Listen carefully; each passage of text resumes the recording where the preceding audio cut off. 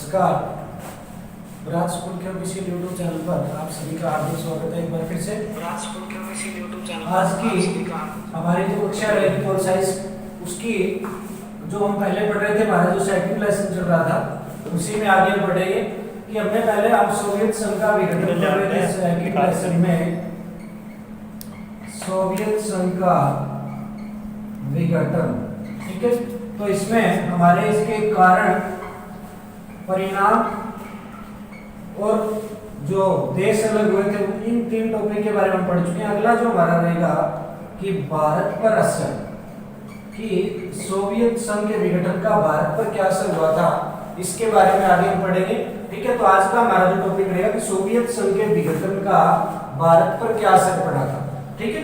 उसके बारे में आगे की क्लासेस जो हमारी यही रहेगी। तो सोवियत संघ जो है, सोवियत संघ का विघटन 1991 में हुआ था। तो भारत और रूस काफी जो इसके मजबूत संबंध थे, ठीक है।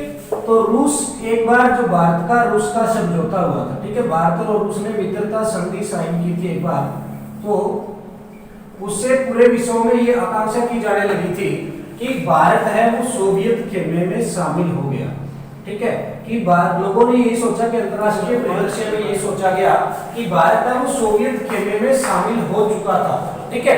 लेकिन ऐसा जो है वो नहीं था इस प्रकार, ठीक है। तो ऐसे क्या है कि सोवियत संघ के साथ भारत ने मित्रता संधि की थी और सोवियत संघ ने कई बार जो है भारत का बहुत से मामलों में सहयोग भी किया था, ठीक है। तो इसके कारण जो है कई बार ये माना भी जाता है कि भारत है वो सोवियत खेमे में शामिल था, यानी कुछ लोग ये भी मानते हैं कि भारत है वो सोवियत खेमे में शामिल हो चुका था, ठीक है। लेकिन ऐसा कुछ नहीं था, ठीक है, क्योंकि भारत ने सिर्फ अपने जो कुछ फायदे हैं उनके लिए सोवियत संघ के साथ मित्रता की थी और सोवियत संघ ने भी कई प्रकार से जो है भारत का सहयोग किया था, ठीक है। जैसा कि कश्मीर मामले पर जो है सोवियत संघ यूएनओ में, जब कश्मीर मामला यूएनओ में पहुंचा था तो इसमें रूस है जो भारत का पक्ष लेने वाला पहला देश था, ठीक है।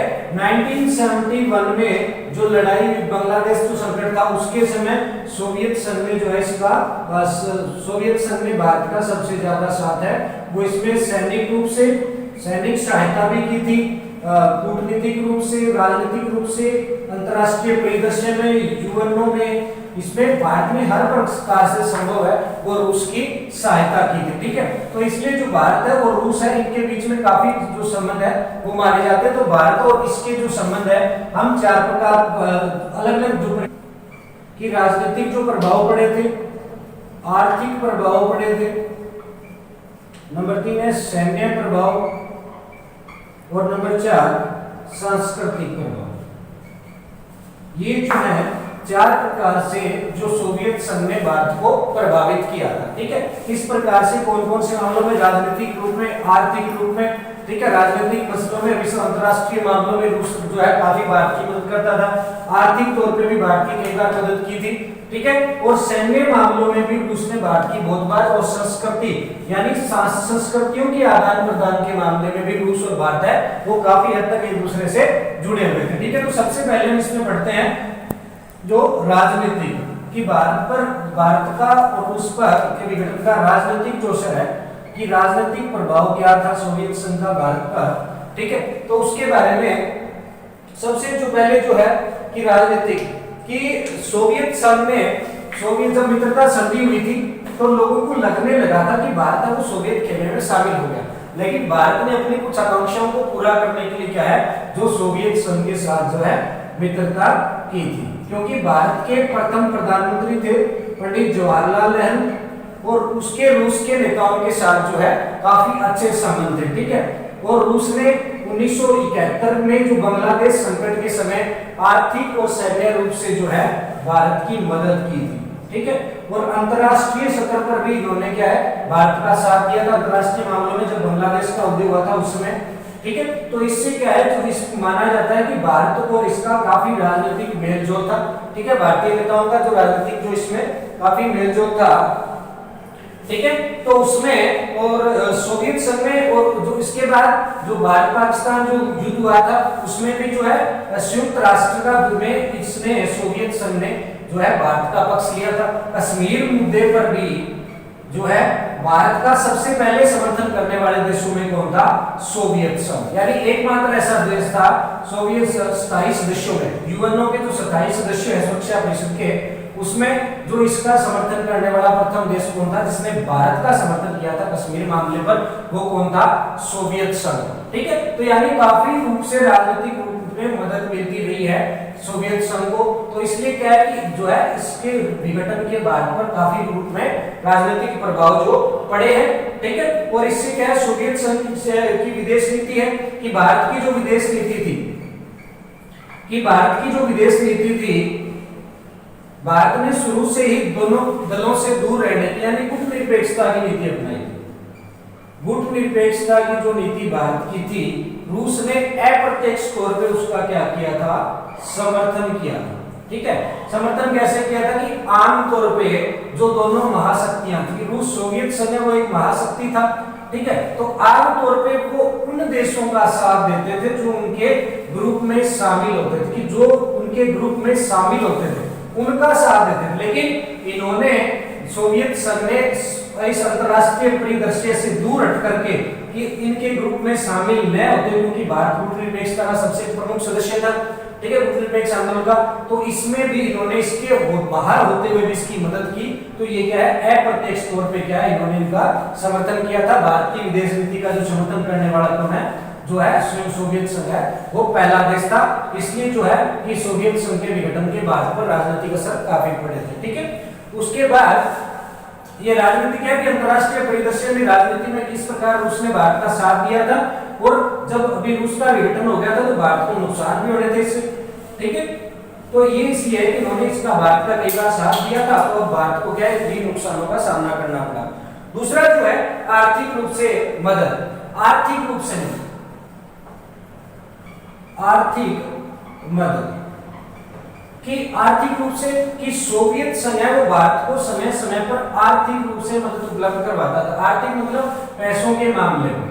ठीक है, पैसों के मामले में, योजनाओं के मामले में किसी प्रकार से तो जो है सोवियत संघ बार बार किसकी मदद करता रहा है? भारत की मदद करता रहा है। ठीक है, तो जैसा कि और इसने अपने बहुत सी जो कंपनियां हैं, ठीक है, अपने जो सार्वजनिक क्षेत्र की कई जो कंपनियां हैं इनको भारत में निवेश करने के लिए प्रोत्साहित किया। ठीक है, यानी सोवियत संघ ने अपनी सार्वजनिक क्षेत्र की बहुत सी कंपनियों को क्या है भारत में निवेश करने के लिए प्रोत्साहित किया। क्यों? आजादी के बाद जो भारत की अर्थव्यवस्था इतनी मजबूत नहीं थी, उनको विदेशी निवेश की आवश्यकता थी, तो रूस पहला देश था जिसने भारत में क्या है जो है आर्थिक अपनी सारी कंपनियों को भारत में निवेश करने के लिए क्या है यानी भारत में पैसा लगाने के लिए प्रोत्साहित किया था। ठीक है, तो इसके अलावा इसकी कई जो बड़े बड़े प्रोजेक्ट थे, भारत की बड़ी बड़ी जो कई परियोजनाएं हैं उनमें भी भारत का रूस ने सहयोग किया है। ठीक है, तो उन परियोजनाओं में हम जैसे पढ़ते हैं कि भिलाई बोकारो और विशाखापट्टनम के जो इस्पात के कारखाने हैं, ठीक है, कि भारत में उस समय इस्पात उद्योग की भारत के 3 जो बड़े इस्पात उद्योग इस्पात परियोजनाएं हैं, भिलाई इस्पात योजना, बोकारो, ठीक है, भिलाई, बोकारो और विशाखापट्टनम।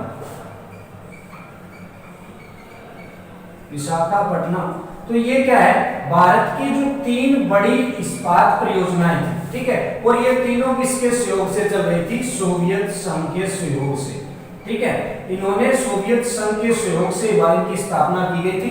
तभी क्या है ये भारत की सोवियत संघ की भारत को एक बहुत बड़ी जो आर्थिक मदद थी।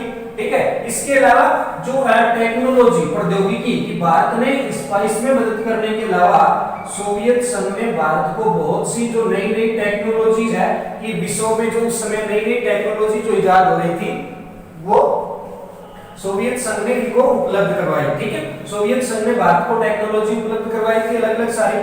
ठीक है, तो ये जो है इसका काफी सहयोग जो है इसको मिला। और सबसे बड़ी बात, जब भारत में विदेशी मुद्रा की कमी थी, जब भारत में विदेशी मुद्रा की कमी थी यानी व्यापार करने के लिए कि जब कोई देश दूसरे देश से कोई चीज खरीदता है, ठीक है, तो उसे क्या है उसी देश की करेंसी में पे करना पड़ता है। जैसे रूस की करेंसी क्या थी? रूबल।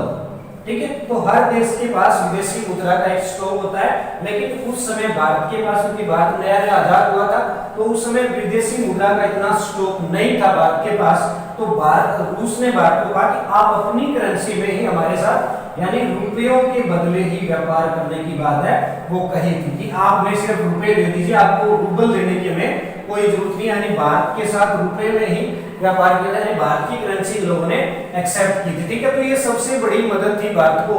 तो इससे क्या है कि रूस अगर इसका सबसे बड़ी जो हमारी सहायता करने वाला देश है वो हमसे अलग होता है, तो ये हमारे लिए नुकसान का कारण जरूर है। ठीक है, तो इसमें क्या है, ये सबसे बड़ी मदद थी कि भारत की जो 3 सबसे बड़ी इस्पात परियोजनाएं, भिलाई इस्पात कारखाना है, बोकारो इस्पात है, विशाखापट्टनम है, तो ये सबसे बड़ी तीनों परियोजनाएं किसके सहयोग से चल रही थी? रूस के सहयोग से चल रही थी। और जितनी भी टेक्नोलॉजी विश्व में उस समय इजाद की गई वो सोवियत संघ द्वारा किसको है उपलब्ध करवाई गई। ठीक है, और उन्होंने क्या है सीधा अपनी करेंसी, क्योंकि भारत के पास विदेशी मुद्रा का स्टॉक कम था, इसलिए उन्होंने क्या है भारतीय करेंसी में ही व्यापार करने की जो अपनी शुरुआत है उस पर पहल की। ठीक है, तो ये जो है आर्थिक रूप से जितनी संभव हो चुकी उसमें भारत की जो है मदद की थी। ठीक है, उसके बाद ये आर्थिक रूप से, उसके बाद सैन्य सहायता कि सेना के रूप में सैन्य सहायता उपलब्ध करवाने के लिए जो है सैनिक रूप से या सैनिक हथियारों के रूप में, जैसे, तो ये सारी चीजें यानी टेक्नोलॉजी प्रौद्योगिकी जो है कि सैन्य सहायता यानी भारत ने ऐसे समय में सैन्य सहायता की उपलब्ध करवाई, क्योंकि भारत के आजाद होने के बाद से किसका समर्थक रहा था? गुटनिरपेक्षता।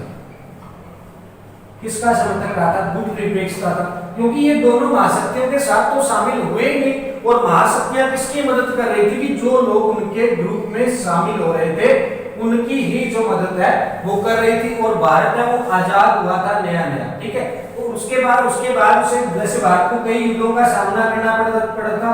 पाकिस्तान युद्ध है जिसमें बांग्लादेश का निर्माण हुआ था पाकिस्तान के साथ, चीन के साथ जो है। तो इससे क्या है कि इनमें युद्धों में काम करने के लिए भारत को क्या है टेक्नोलॉजी, सैनिक प्रौद्योगिकी की, यानी सैनिक जो प्रौद्योगिकी है, यानी नए नए जो हथियार बनते थे, नए नए जो टैंक है, तोप है, जो नई नई बंदूकें हैं, उनका इजाद करने के लिए क्या टेक्नोलॉजी की जरूरत थी। ठीक है, तो अब टेक्नोलॉजी किसको जो सबसे ज्यादा प्रौद्योगिकी थी उस समय किनके पास थी? महाशक्तियों के पास थी, क्योंकि भारत के पास उस समय कुछ नहीं था। तो महाशक्तियों में से प्रौद्योगिकी किसको उपलब्ध करके, हथियार वगैरह किसको उपलब्ध कराते थे? जो लोग उनके ग्रुप में शामिल होते थे। लेकिन सोवियत संघ ने इस बात को दरकिनार करते हुए फिर भी भारत की क्या है सैन्य सहायता की, यानी नई सैन्य प्रौद्योगिकी ऐसे समय में भारत को उपलब्ध करवाई थी। और 1971 में युद्ध के समय से काफी मदद की थी भारत की। ठीक, तो ये सैन्य सहायता जो है, इसके सैन्य सहायता अफगानिस्तान में सोवियत जो है समय समय पर भारत की सहायता प्रदान की थी। ठीक है, तो उसके बाद अगला जो टॉपिक है हमारा सांस्कृतिक रूप से कि भारत और जो है सोवियत संघ, उनकी संस्कृति है वो काफी हद तक एक दूसरे से जो है मिलती जुलती है। संस्कृति कि भारत की और सोवियत संघ की संस्कृति, यानी रहने पीने का, खाने बोलचाल का जो ढंग है वो कुछ मामलों में भारत, और सबसे बड़ी बात यह है कि भारतीय जो फिल्में हैं, कि हमारे जो बॉलीवुड की जो फिल्में आती है वो विदेशों में अगर सबसे ज्यादा कहीं पसंद की जाती है तो कौन से देश में की जाती है? रूस में। ठीक है, यानी हिंदी फिल्मों के गाने जो है विश्व में अगर कहीं सुनने को मिलेंगे इस देश में तो वो रूस में मिलेंगे। ठीक है, यहाँ पर भारतीय जो फिल्में हैं, फिल्मी कलाकार है वो बहुत ज्यादा मात्रा में पसंद किए जाते हैं। ठीक है, तो ये भी संस्कृतियों का आदान प्रदान भी होता रहा है। यहाँ पर भी जो है भारत की फिल्मों की जो मांग है वहां पर काफी रही है। ठीक है, और बड़ी संख्या में भारतीय कलाकारों और लेखकों ने, की बड़ी संख्या में भारत के जो कलाकार हैं, भारतीय कलाकार हैं, फिल्मी जो कलाकार रहे हैं, ठीक है, लेखक वगैरह रहे हैं, उन्होंने भी रूस की जो है विदेश यात्राएं की थी। ठीक है, क्योंकि भारत की जो संस्कृति है, ठीक है, फिल्मों के माध्यम से, किताबों के माध्यम से, पत्रिकाओं के माध्यम से जो दिखाई जाती थी वो सबसे ज्यादा विश्व में कहां पसंद की जाती थी? रूस के अंदर जो है वो पसंद की जाती थी। ठीक है, और इसके लिए उन्होंने भारतीय कलाकारों और भारतीय लेखकों को समय समय पर वहां पर आमंत्रित किया जाता था। यानी भारतीय संस्कृति को क्या है बढ़ावा देने का विश्व में अगर कोई काम कर रहा था तो वो कौन सा कर रहा था? सोवियत संघ है वो कर रहा था। ठीक है। तो इसी कारण जो है भारत के जो है सोवियत संघ के साथ काफी कटु जो है काफी मधुर संबंध थे। ठीक है। तो इस कारण से है जो सोवियत संघ का विघटन होने से भारत पर काफी असर पड़े थे। ठीक है। तो ये जो चीजें हैं हम पढ़ते हैं कि चार प्रभाव हमने पढ़े कि सोवियत संघ के जो विघटन के कौन कौन से प्रभाव हैं वो भारत पर पड़े थे। ठीक है। तो ये चार प्रभाव चार प्रकार से हमने पढ़े हैं। राजनीतिक रूप से कि किस प्रकार से राजनीति में मदद करता रहा था। ठीक है। और किसी प्रकार से उन्होंने आर्थिक रूप से मदद उपलब्ध करवाई थी, बड़ी बड़ी इस्पात परियोजनाएं जो है। ठीक है। राजनीतिक रूप से कि अंतरराष्ट्रीय परिदृश्य में अगर कहीं पर भी भारत को किसी सहायता की जरूरत, सहयोग की जरूरत पड़ी तो वो किसने उपलब्ध करवाया, रूस ने उपलब्ध करवाया। ठीक है। दूसरी, आर्थिक मामलों में अपनी नई नई जो टेक्नोलॉजी है वो उपलब्ध करवाई। ठीक है। काफी मदद की, विदेशी निवेश के मामले में अपनी कंपनियों को यहाँ पर भेजा। ठीक है। और भारतीय करेंसी में व्यापार करना एक्सेप्ट किया। ठीक है। उसके बाद सैन्य सहायता कि जब भी भारत को जरूरत पड़ी उन्होंने सैनिक प्रौद्योगिकी, सैनिक टेक्नोलॉजी उपलब्ध करवाई, सैनिक सहायता उपलब्ध करवाई जब भी भारत को कहीं जरूरत पड़ी। और संस्कृति की, भारतीय संस्कृति को बढ़ावा देने का काम भी जो है इन्होंने किया था। ठीक है। तो ये जो है भारत पर इसके असर थे कि किस प्रकार से इसने भारत को प्रभावित किया था। और जब इसका विघटन हो गया तो भारत भी इन मामलों में काफी हद तक जो है अकेला पड़ गया, काफी हद तक जो है ये चीजें भारत की इससे प्रभावित हुई थी। ठीक है। तो ये जो है हमने असर पढ़े किस प्रकार से जो भारत पर इसके जो असर है पड़े हैं। ठीक है। तो इस प्रकार भारत में यानी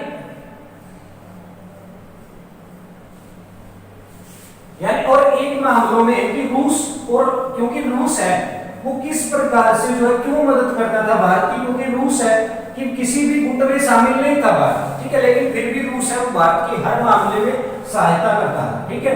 कि सोवियत संघ के साथ शामिल नहीं था भारत, लेकिन फिर भी जो है सोवियत संघ है वो हर मामले में भारत की सहायता उपलब्ध करवाता था।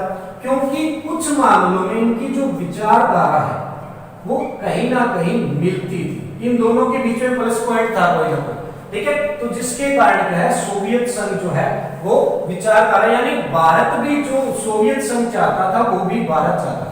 ठीक है। यानी भारत के जो नेता चाहते थे कि सोवियत संघ कभी भी नहीं चाहता था कि विश्व है वो दो ध्रुवीय या एक ध्रुवीय बने। ठीक है।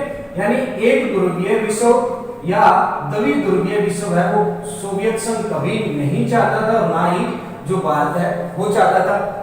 यानी ये दोनों ही चाहते थे कि भारत जो विश्व में शक्ति है उसका बंटवारा हो। ठीक है। यानी शक्ति है वो अलग अलग जगह, यानी ये नहीं कि एक जगह एक महाशक्ति के पास में या दूसरी महाशक्ति के पास में जो है पूरी की पूरी शक्ति उपलब्ध हो। ठीक है।